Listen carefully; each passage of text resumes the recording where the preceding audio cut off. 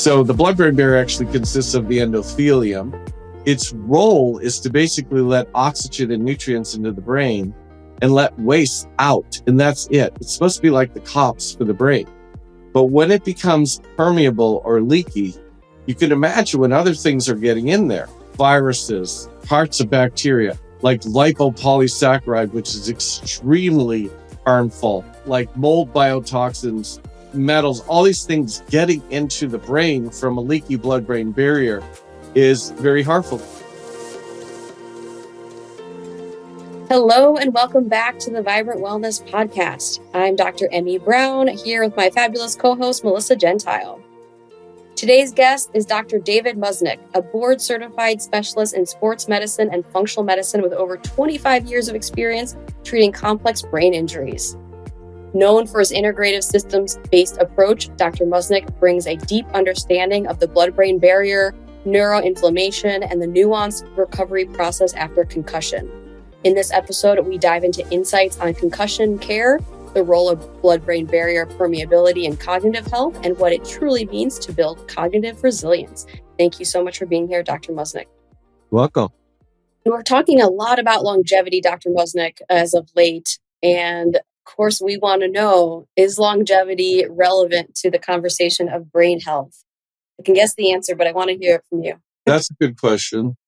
Yeah, it is because, everybody thinks of longevity, I think, is like, okay, 92, keeping your joints healthy, looking good, keeping your skin healthy, having enough hair, all this stuff, hormone issues. But I mean, if your brain is not healthy, then, the control systems are not there to keep the rest of your body healthy. So, I mean, your neurological system has to be healthy. The health of the vagus nerve is very important to the health of the rest of the body. A lot of people have vagus nerve dysfunction.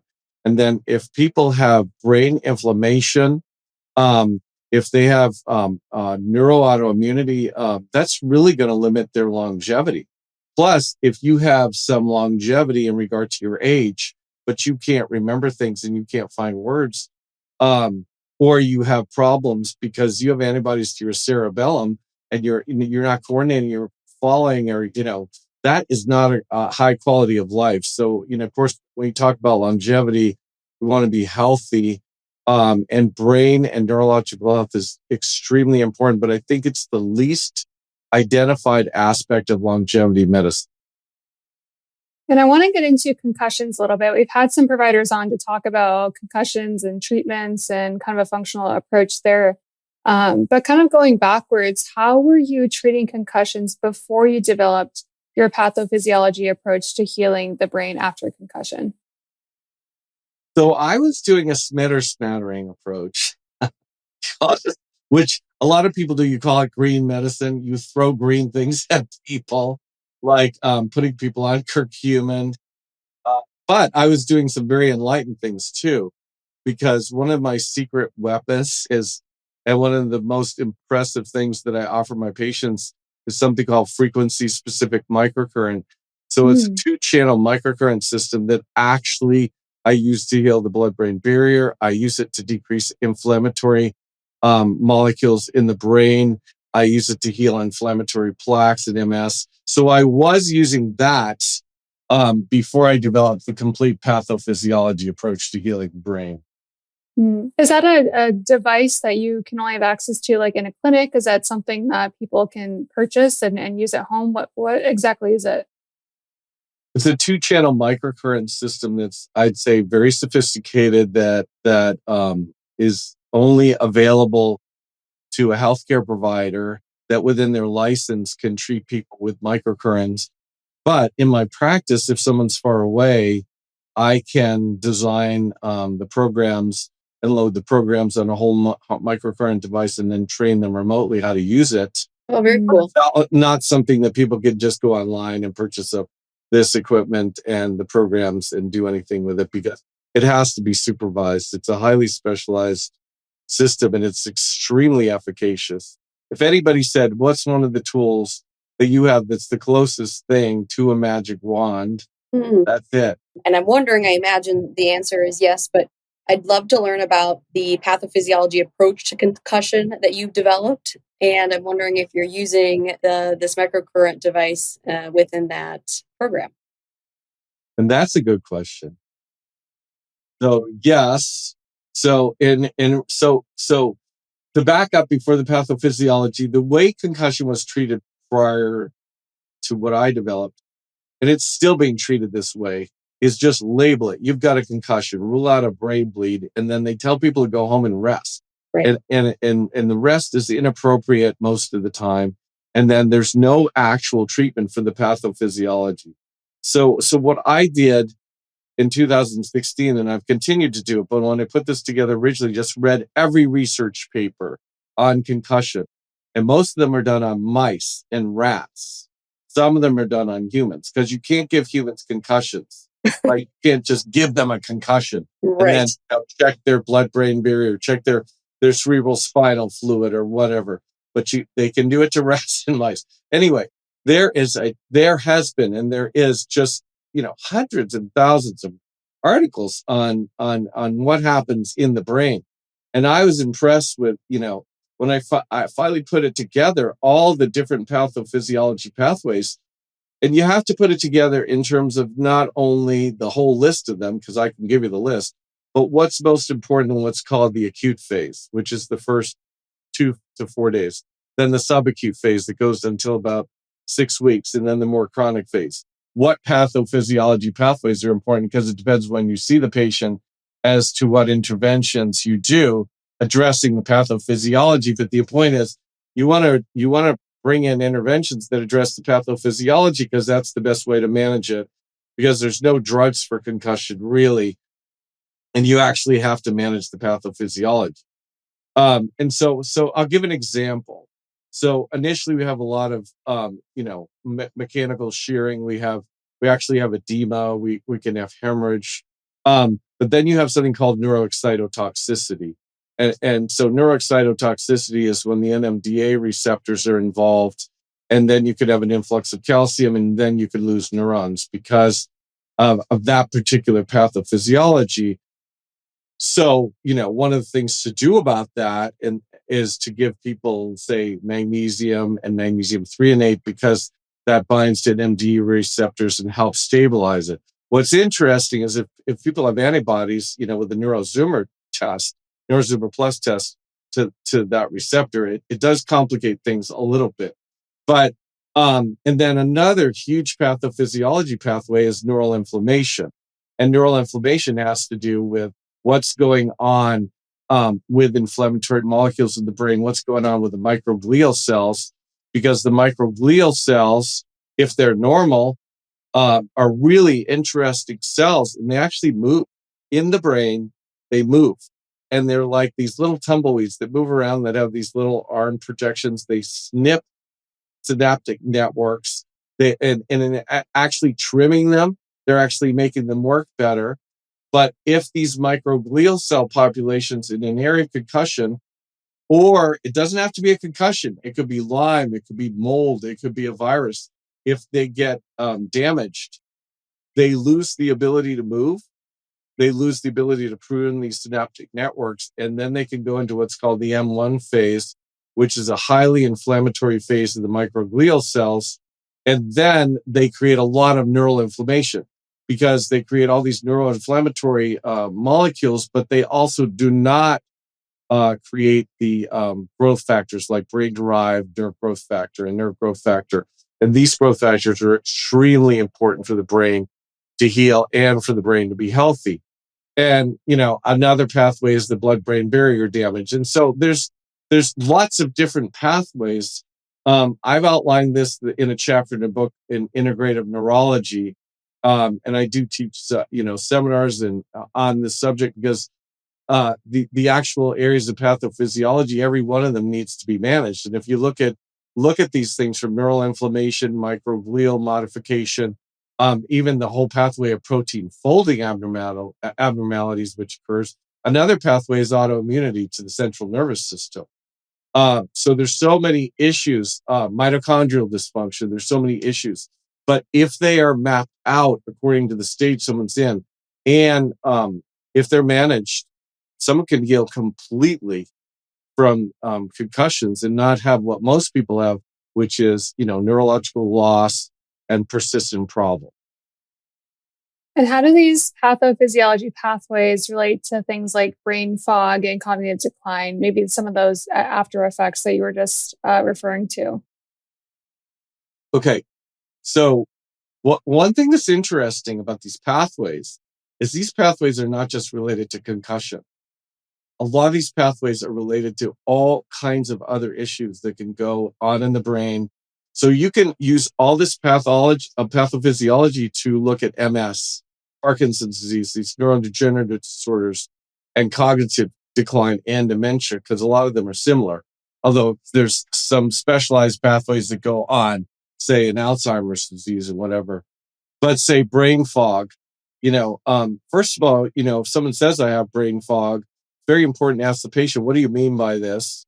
Because people can mean all kinds of different things. So for some people, it means their memory isn't good. And for other people, they're slow.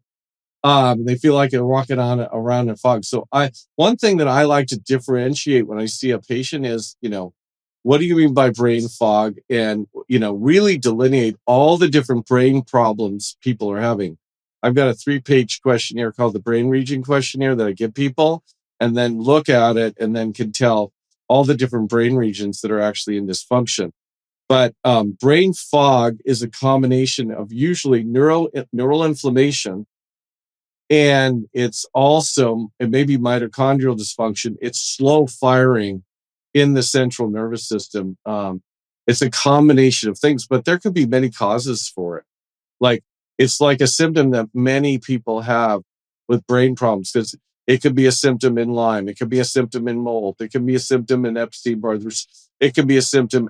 It's almost always a symptom after concussion, but it's a very common symptom.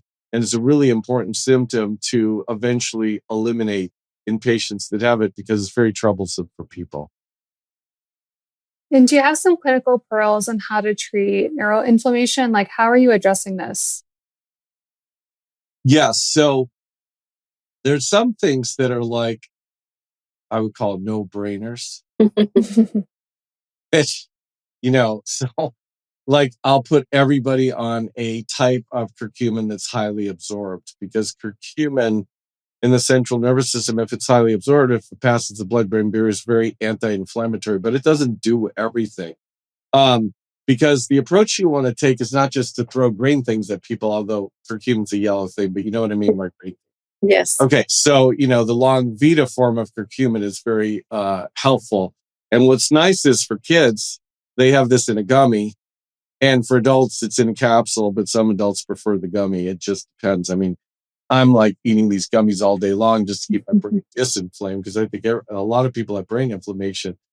So one thing is highly absorbable curcumin, but another thing is getting at the root of it. Because if you've got like a chronic viral reactivation like Epstein-Barr or CMV or something else, or you've got ongoing Lyme, or you've got mold biotoxins, or you've got someone who's got gluten intolerance or dairy intolerance, and they're eating these things have to be dealt with, so that then when you're quenching the neural, inflammation with curcumin, and I also use the frequency-specific microcurrent. The frequency-specific microcurrent device is incredible for decreasing inflammatory molecules in the brain and in the body. So I will use that in the vast majority of patients, as long as they're, can be treated with it if they're local. It's very good. It's very good for that. The other approach to this is you've got to try to convert the microglial cell populations that are in the M1 phase to an M2 phase. Mm-hmm. And so the question is, how do you convert them? One of the things that's really interesting is there's a couple of molecules that help do this. One is apigenin, and one is luteolin. So guess which vegetable has the most apigenin in it? Yes, I don't know. Okay. As a hint, you can put it in a smoothie, and almost nobody puts it in their smoothies. Parsley.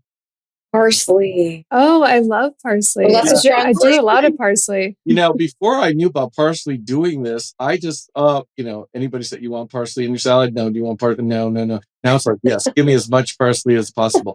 I've totally changed my attitude towards parsley because it's very high in apigenin.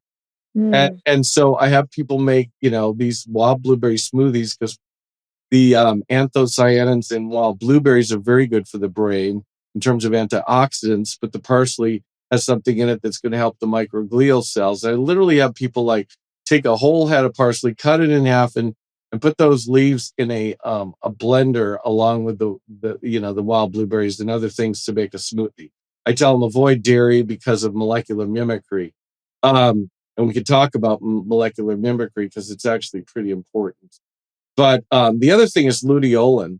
And luteolin is hard to find. There is some luteolin in certain types of lettuce. That red colored lettuce. There's some luteolin in there, but usually I use a supplement with high doses of luteolin. So I'm actually putting most of my patients that have any brain-related inflammation on both product that has luteolin and on. I use the parsley, actually. I don't use apigenin as a supplement. I actually use the food-based thing for that. And that's very helpful for converting the microglial cells in neural inflammation. And chamomile for apigenin is another one. Not as high as parsley. I was just checking on that. Yeah. But I like chamomile, and I do love parsley. Flat leaf parsley is going to be more flavorful, I think, than the curly stuff. But yeah, I just love it. Flat leaf parsley is tolerable. I find people don't like the curly stuff. Right. And I do have people drinking chamomile tea in the evening. And I want to go back to the molecular mimicry that you were talking about with the dairy. Can you explain that a little bit? Well, I mean, so molecular mimicry is sort of in the immune system. I'd say is like a sort of simplistic view of this. When the immune system is getting confused, and let's just say if someone, here's an example. Someone eats soy or corn, if in the setting of that they have an antibody to aquaporin 4. And if they eat corn or soy, the immune system is going to go after brain tissue in relationship to the molecular mimicry aspects because there's some similar amino acid sequences with corn and soy in terms of aquaporin 4. You're only going to know about if someone's got an antibody to aquaporin 4 if you get a NeuroZoomer Plus test because it will tell you that. But, and I'll often say to people, there's a higher likelihood of molecular mimicry issues within 8 to 10 weeks of a concussion. So I'll just tell everybody, you're off of gluten, you're off of dairy for 8 weeks after a concussion. But this can also happen when there isn't a concussion, when there's other issues, because, there could be molecular mimicry with MS, multiple sclerosis, in terms of gluten. So that's the concept in terms of molecular mimicry. It also applies to some bacteria, like Campylobacter can set this off as well. And Dr. Musnik, how does this relate to the blood-brain barrier in regard to anatomy, pathophysiology, in, say, autoimmune disorders? Imagine if there's a leaky brain, if you will, blood-brain barrier permeability, are we more susceptible to the impact of this molecular mimicry? Yeah, but I'd like to, if you're okay with it, I'd like to expand it not just to molecular mimicry, because the blood-brain barrier is such a fascinating structure. So if I could take it back to the blood-brain barrier and not just limit myself to molecular mimicry, if that's okay. Yes. So the blood-brain barrier is supposed to anatomically and physiologically function in certain ways. It has tight junctions, which are very interesting, tight junctions that are very similar to actually in the gut.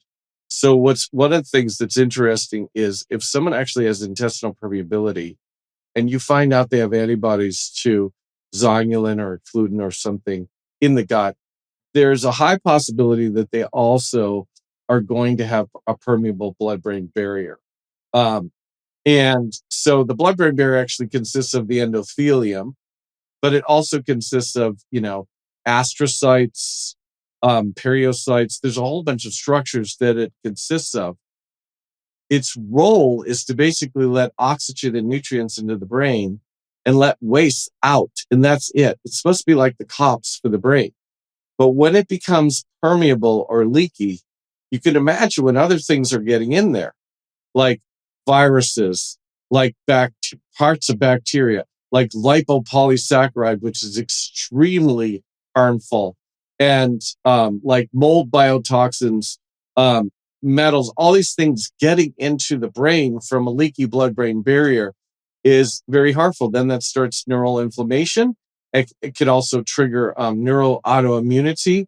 So it's a big problem. And so my assessment at this point, if I see anybody with persistent brain fog that won't go away with some initial measures, memory issues, word finding issues, multiple sclerosis, Parkinson's, I want to assess the blood-brain barrier.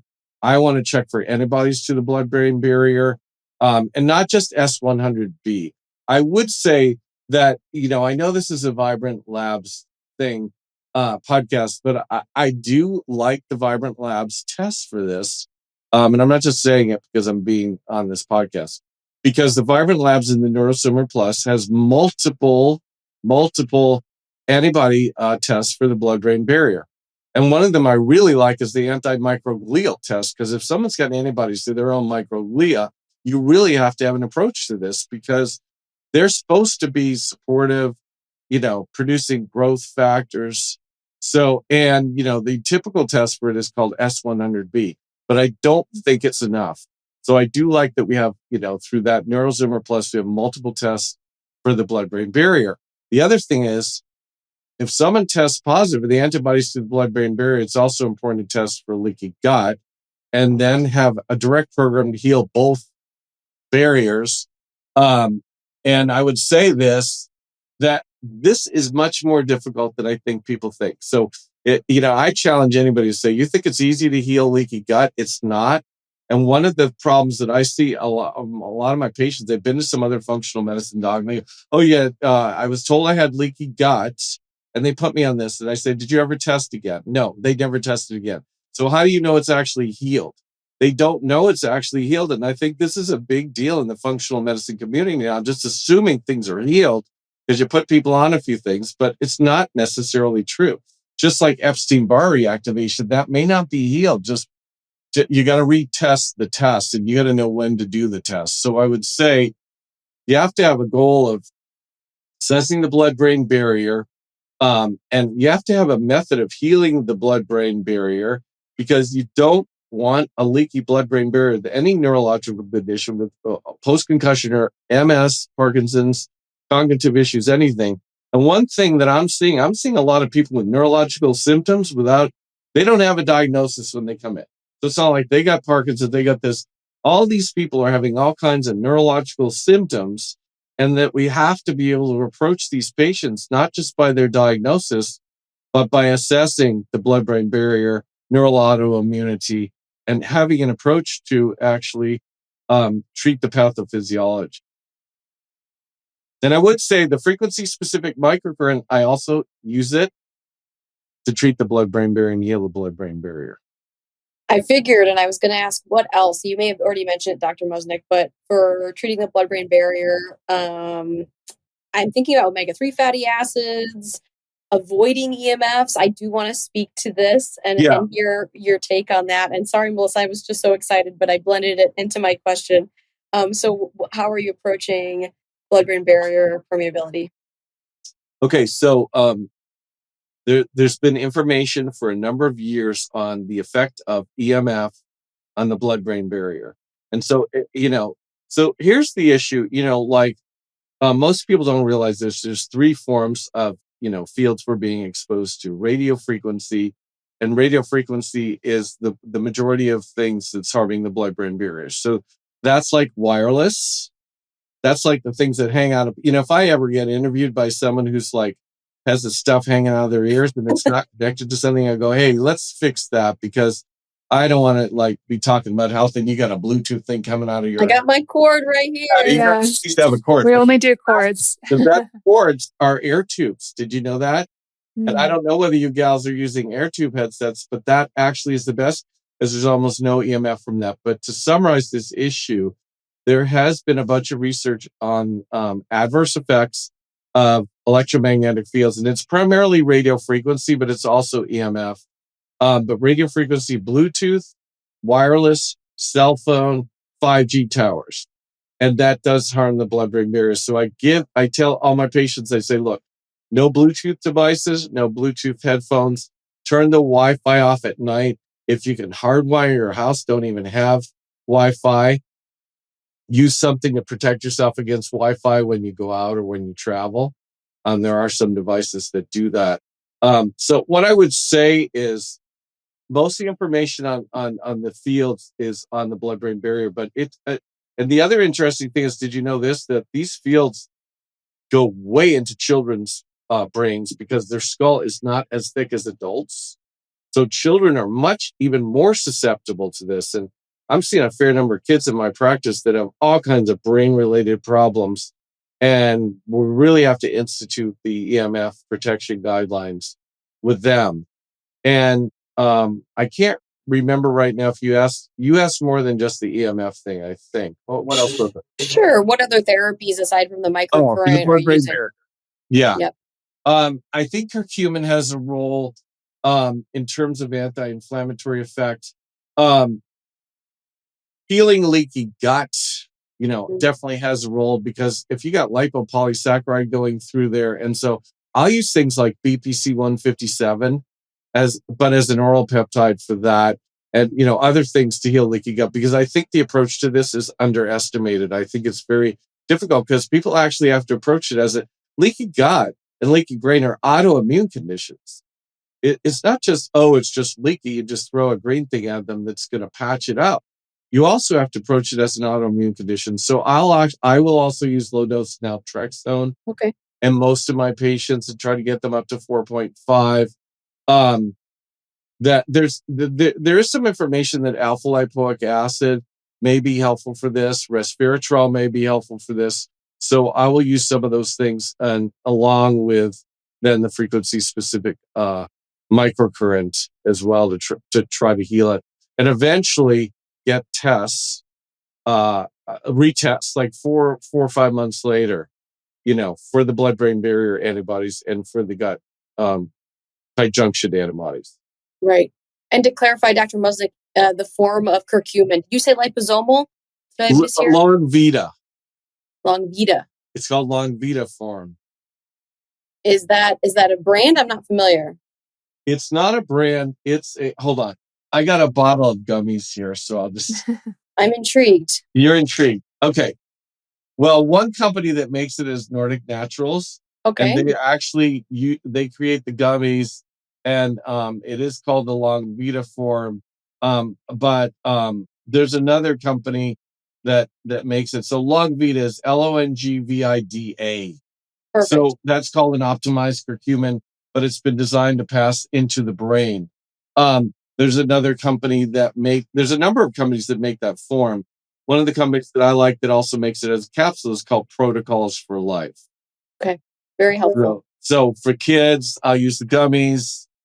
For adults, I'll use the capsules. Very helpful. Unless the adults really want the gummies. Right. Right. We don't want to admit it. Maybe we do. I'll admit it. I have it on my desk. I also think that this is needed. This is good to reward your staff with. Functional medicine provider, pass out the curcumin gummies. Keep everybody happy. Better than the junk at the dentist's office, which always blows my mind. Yeah, no, this is good junk. Yeah. Okay, good. What about LDN course? Briefly, I'd love to know. I mean, are you keeping people on LDN? Are you kind of doing this as a short-term course and then reevaluating? I'm just wondering. I know everybody uses it a little bit differently. I keep them on it. Okay. There are very few people that don't tolerate it. Mm-hmm. So I do think it's got good immune modulatory effects. So I do keep them on it. But the other thing is, there's sometimes I will get a lab test of the whole immune system, and then I'll work on balancing it. Because, there are times when you have to say, okay, look, what if, part of the problem is that, people have Epstein-Barr reactivation, um, and or viral reactivation that happened a lot during long COVID. It's still happening. Um, and so oftentimes then I'll actually get a lab test for natural killer cell count and activity. And if it's low, then you want to improve natural killer cell count and activity. That means the immune system is imbalanced at that point. And then you need to improve that because, like I said, you got to get at all the causes of things that are damaging the brain. And I do want to say one thing. Don't underestimate Epstein-Barr in terms of its ability to damage the brain. I had one guy as a patient, 52-year-old patient, head of some company. He came in and goes, look, I don't know what's wrong with me. I can't remember things. I can't find words. I can't run my company. And I said, okay, look, this is cognitive decline. We have to find out why. I ran a NeuroZoomer Plus test. He had a number of antibodies, but he had very, very high levels on Epstein-Barr titers. And what a lot of people don't know is that it's not just IgM, but if you're above 8 times the IgG normal levels, upper limit, then it's probably a reactivated virus. So I had to use an approach where I had to heal his blood-brain barrier. I had to heal his brain and his forebrain, as well as heal the neuroautoimmunity, but really work on the Epstein-Barr. And in him, that was the biggest cause. So, and a lot of people these days have reactivated viruses, especially since COVID. Yes. What therapies are you liking for reactivated EBV? I know there's quite a few as far as botanicals and Valtrex off-label. What are you using?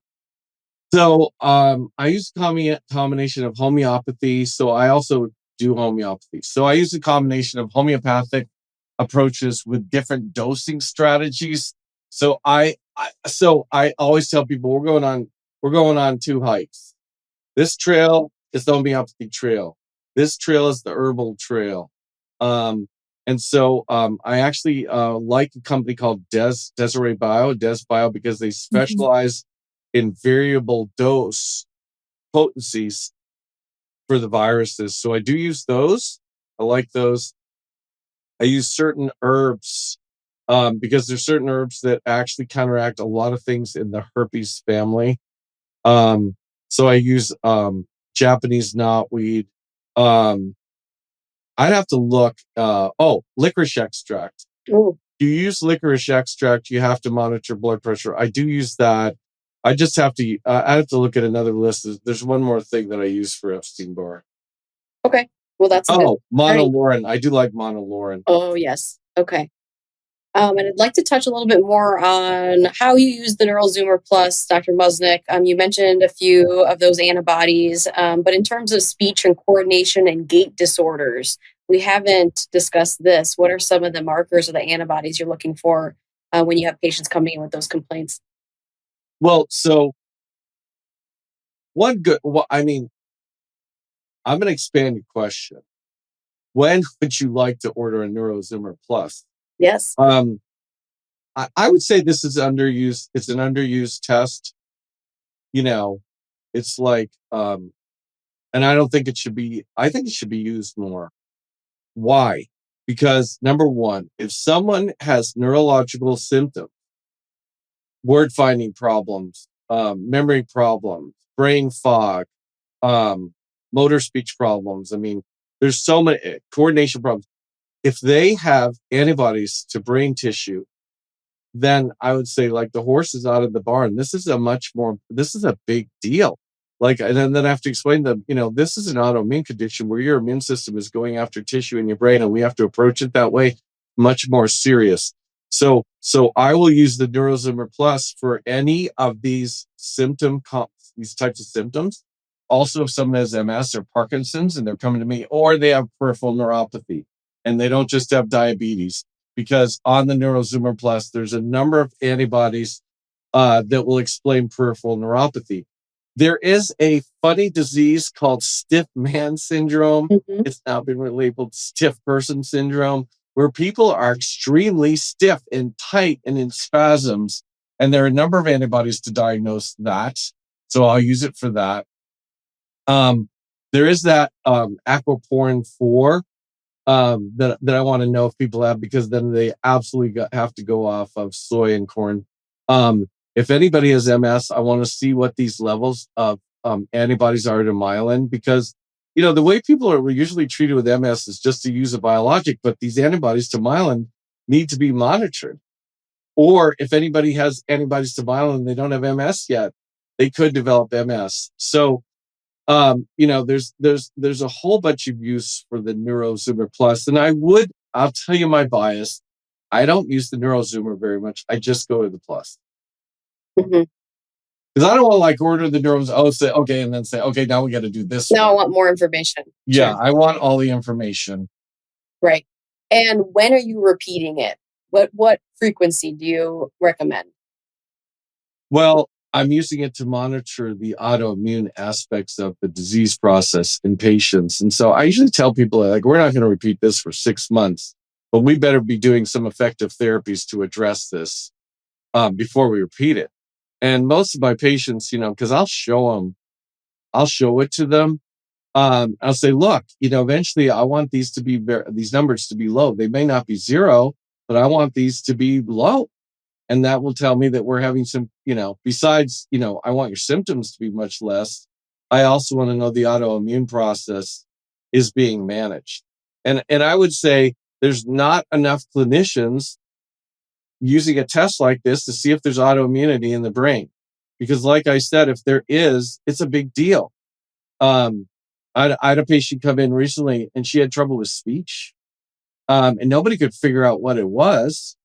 And she was having trouble with balance. So she was given a diagnosis of spinocerebellar ataxia, but it turns out she had antibodies to Purkinje cells and she had antibodies to her cerebellum.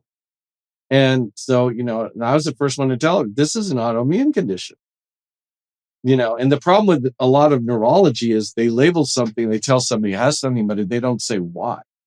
It turned out also what was very interesting about the case was she had mold biotoxins, she had Lyme, she had anaplasma, and something else, I forget what it was, but a lot of reasons why she had the brain autoimmunity. Where do you start in a case like that? That's one thing I want to say is that there's reasons for brain autoimmunity. There's also reasons for autoimmunity. Like anybody who comes in to see functional medicine practitioner with autoimmunity, you got to ask what's the cause or causes. There's usually more than one cause. Right. And in that case, Dr. Musnik, trouble with speech, I'd love to know about the progress for that patient, but where do you start? You're saying she's got mold and Lyme and co-infections, and it can be very overwhelming for practitioners, especially new to functional medicine. So where do you start? Well, what I do when I see the patient is I'll give them a brain region questionnaire. So I figure out all the areas of the brain that have a problem. I'll do a complete neurological exam.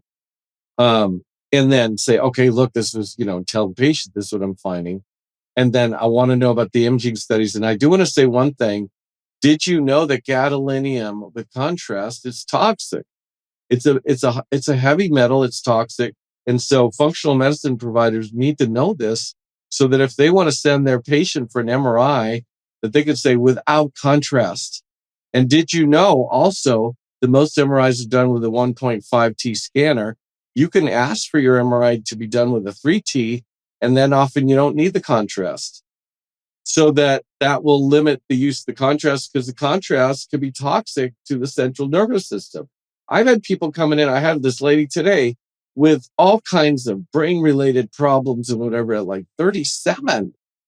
And she had already had 3 MRIs, and someone thought she had MS, but it turned out she didn't, but she had 3 MRIs. 2 of them were done with contrast. So now she's got gadolinium toxicity. So in terms of where to start, the first place to start is to say, ask the question, what are possible causes? I break this down into, we're going to check for viruses. Always check for Epstein-Barr reactivation. If you need to, you can also just check the immune system to make sure that they have enough immunoglobulins to make the test accurate. I'm testing for CMV in a lot of people. I'm testing for toxoplasmosis in a lot of people.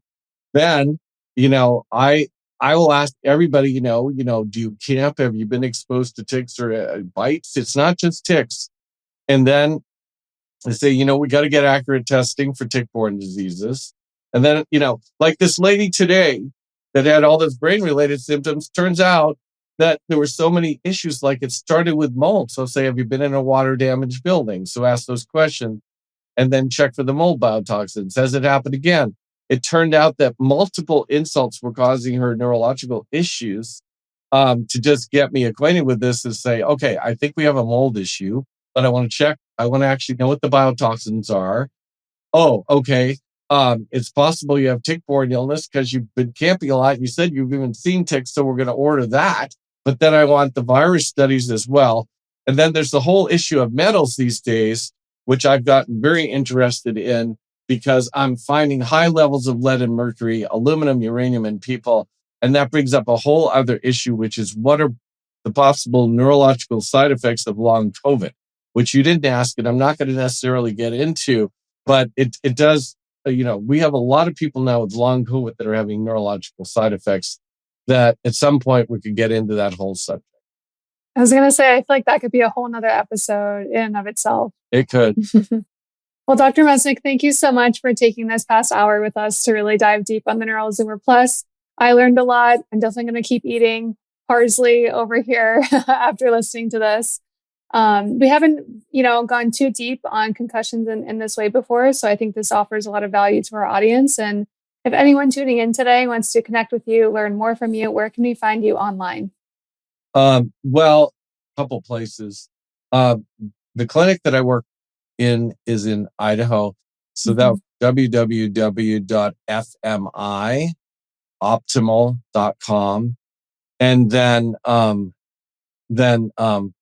my email is ml@peakmedicine.com, and also Dr. Musnik at funmedidaho.com. Awesome. We'll link these down below for you guys so you can find Dr. Musnik. And again, thank you so much for coming on the show. And until next week, wishing us all vibrant health and wellness. Thank you so much for being here today. Don't forget to leave us a review and subscribe so we can continue to pay it forward together. And remember, the key to longevity is knowledge. Keep learning, growing, and tuning in to the Vibrant Wellness podcast to discover the latest insights and strategies for optimal health. Join us again next week. And just a reminder, this podcast is for educational and informational purposes only and is not a substitute for professional medical advice, diagnosis, or treatment. The views expressed by guests and hosts are their own and do not necessarily reflect the official policy of Vibrant Wellness. As always, consult your healthcare provider before applying any recommendations that you heard here today.